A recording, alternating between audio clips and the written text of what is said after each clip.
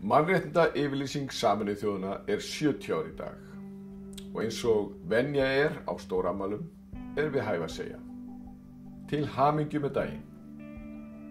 Mannréttindayfirlýsingin kveður á margt sem við teljum sjálfsagðan hlut, en það var ekki alltaf þannig og er ekki enn þann dag í dag, því miður.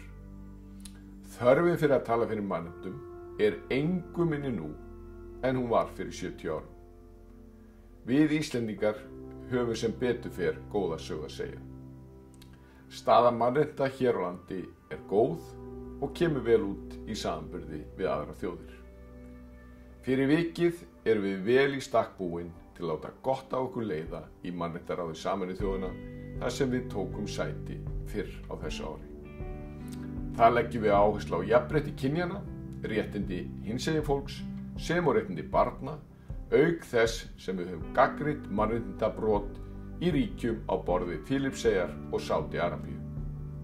Við hlökkum til að láta gott á okkur leiða í Mannréttindaráðinu á komandi ári, en líka annars staðar þar sem rödd Íslands heyrist. Mannréttindayfirlýsingin er biblían okkar í þeirri umræðu, það skjal sem alltaf ert að leita til og sækja leiðsögn og innblástur. Mannréttindi eru ekki afstæð, þau eru algild. Með því að setja mannréttindi í forgang, frelsi og jafnrétti allra, erum við leið að vinna friði og stöðugleika í heiminum. Þann slag verðum við að vera tilbúin til að taka alltaf, allstaðar.